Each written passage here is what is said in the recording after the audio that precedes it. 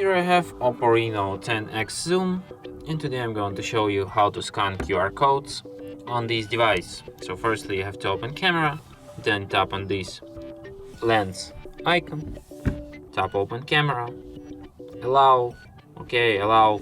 Now we can scan QR code. So let's take for example this one. That's how you can scan it. As you can see, it found some page.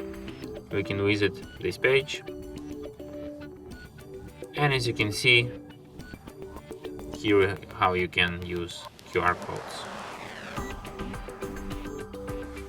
And that's it. Thanks for watching. If you find this tutorial useful, don't forget to hit that like button and subscribe to our channel.